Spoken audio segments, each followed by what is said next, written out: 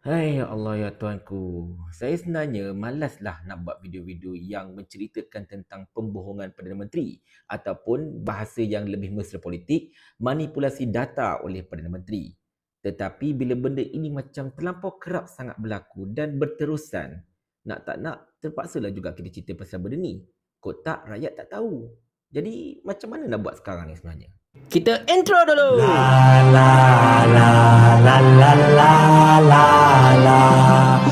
Assalamualaikum warahmatullahi. Umum mengetahui, saya telah buat beberapa video mendedahkan betapa Perdana Menteri berkemungkinan besar telah memanipulasikan data berkenaan dengan FDI ataupun pelaburan asing langsung yang masuk dalam negara kita ini.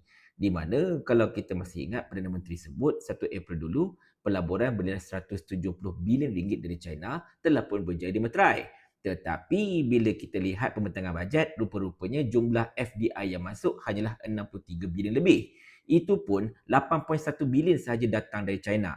Dan persoalan inilah yang masih lagi tidak dapat dijawab oleh sesiapa sahaja. Tak kiralah anak papa mana-mana sekalipun, mereka takkan boleh jawab soalan tersebut, takkan boleh jawab pertikaian tersebut. Para pelingkuang pun dia kutuk kita ini palatau, walaon dan sebagainya lah. Ataupun yang terbaru, mereka nak mainkan konon-kononnya saya terciduk dengan Zul Yahya. Celah mana aku terciduk, entah. Tetapi kali ini tuan-tuan sekalian, saya tak berapa nak cerita tentang berkenaan FDI dan sebagainya. Sebaliknya saya nak cerita pasal hutang negara. Kalau anda masih ingat tuan-tuan dan puan-puan sekalian, pada awal-awal Perdana Menteri ini memegang tampuk pentadbiran negara kita ini, iaitu sekitar bulan Januari, Perdana Menteri ada menyebut yang hutang negara kita ini dicampurkan dengan liability berjumlah 1.5 trilion ringgit. 1.5 trilion ringgit. Dan benda inilah yang menjadi mantra Perdana Menteri untuk menghalalkan ataupun menjustifikasikan segala tindak tanduk kerajaan beliau yang menarik segala subsidi, yang mengapungkan segala harga barangan dan macam lagi yang menyebabkan kehidupan rakyat semakin lama semakin terbeban, semakin tersepit. Tetapi nak macam mana? Bila beliau sebut tentang hutang negara, masing-masing pun lembik tengkuk lah, tak boleh buat apa. Oh, Perdana Menteri nak menyelamatkan negara kita. Perdana Menteri nak mengurangkan defisit fiskal. Macam itulah lebih kurang. Tetapi tuan-tuan dan puan-puan sekalian, laporan audit negara telah jelas menyebut hutang negara pada penghujung tahun 2022 dicatatkan pada angka 1.079 trilion ringgit. Jauh daripada angka yang disebutkan oleh Perdana Menteri. Jarak yang antara hujung 2022 dengan tarikh Perdana Menteri sebut tentang hutang negara itu tak jauh pun. Tak sampai 2 minggu pun masalahnya.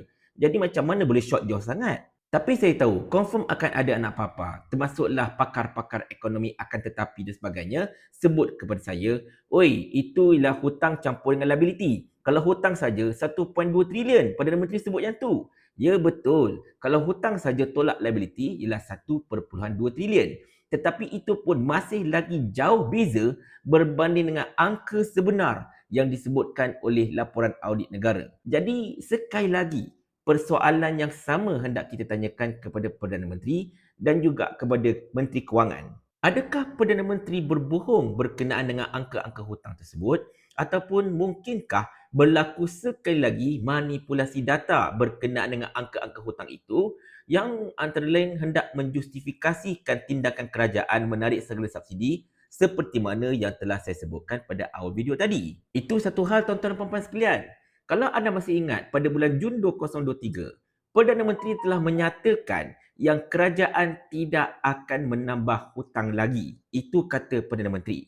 Tetapi tuan-tuan dan puan-puan sekalian, berdasarkan kepada penjelasan daripada Lim Sian Si, iaitu orang kuat Najib Razak, untuk belanjawan 2023 dan 2024 ini, kerajaan telah menambah hutang sebanyak 184 bilion ringgit lagi untuk tempoh 2 tahun ini, iaitu 93.4 bilion pada tahun 2023 dan juga 90.6 bilion pada tahun 2024. Jadi hutang ditambah sebenarnya. Celah mana Perdana Menteri nak kata yang kerajaan tidak akan menambah hutang lagi masalahnya. Menyebut tentang hutang ini tuan-tuan sekalian, ini sekadar pandangan peribadi saya lah. Kita selalu dimomokkan kalau hutang negara tinggi, kalau kita punya hutang per KDNK itu lebih 60%, ini akan menyebabkan ekonomi negara kita bermasalah dan sebagainya. Dan benda inilah yang sentiasa dicanang-canangkan oleh Pakatan Harapan terutamanya menjelang PRU yang ke-14 yang menyaksikan Najib Razak kecudang. Yelah, masa itu Pakatan Harapan dok main hutang negara 1 trilion. Hutang negara 1 trilion. Padahal hutang negara masa itu baru 600 bilion lebih. Tetapi dikatakan hutang negara 1 trilion. Mungkin taktik yang sama digunakan oleh Datuk Seri Anwar Ibrahim. Wallahualam, saya pun tak pasti. Tetapi tuan-tuan dan sekalian, kalau kita nak ikutkan tentang hutang yang orang kata apa, defisit dia tambah banyak persen banding KDNK ni kan. Kalau kita tengok Singapura, hutang Singapura berdasarkan kode KDNK melebihi 100%. Kalau tak salah dalam 117-120% macam tu. Lebih kurang lah. Saya lupa angka sebenarnya. Tapi jauh lebih banyak. 2 kali ganda banding dengan kita. Tetapi Singapura ialah negara maju. Orang tetap nak berurusan dengan Singapura. Tak ada pula kita dengar Perdana Menteri Singapura mengatakan bahawa Singapura bakal bankrupt sebab kita punya hutang banding KDNK dah terlampau tinggi sangat dan sebagainya. Dan hutang Singapura jauh lebih tinggi berbanding dengan kita. Jadi je tuan-tuan dan puan-puan sekalian, tujuan saya buat video ini bukanlah untuk mendedahkan apa-apa. Cumanya saya ingin memberikan anda penjelasan dan juga pencerahan betapa angka-angka ini ada berlaku kecelaruan. Ada berlaku benda yang tak tally dekat situ. Yang disebutkan oleh Perdana Menteri adalah berbeza dengan hakikatnya sebenar. Jadi persoalan kita macam saya tanyakan tadi, adakah Perdana Menteri telah berbohong? Ataupun adakah Perdana Menteri telah memanipulasi data? Dan jikalau benarlah perkara itu berlaku, mengapakah beliau buat perkara tersebut itu? Adakah kerana ingin menjustifikasikan itu dan ini ataupun sekadar untuk menjadi satu penampan agar nanti anda kata kalau beliau turun daripada jawatan Perdana Menteri dan masa itu ekonomi negara na'uzubillah berada keadaan yang tak cantik, maka dia pun kata, kita telah mewarisi kerajaan yang rosak daripada kerajaan yang terdahulu sebab itulah ekonomi kita rosak dan sebagainya.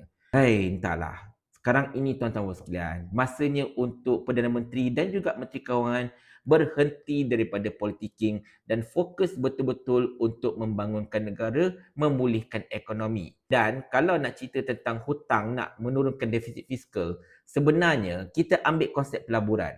Dalam pelaburan ini, kalau kita berhutang untuk melabur, maknanya sekarang ini kita telah melakukan satu hutang yang baik, good debt. Sebab hutang kita itu akan berpulangan pada kita. Jadi, mengapa kita mesti takut untuk hutang? Bila kita tahu hutang kita itu adalah untuk perkara yang akan mendatangkan keuntungan, untuk menambahkan prasarana, untuk menambahkan pembangunan, untuk menambahkan infrastruktur.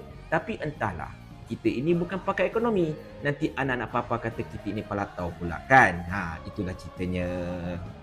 Ayo, ayo.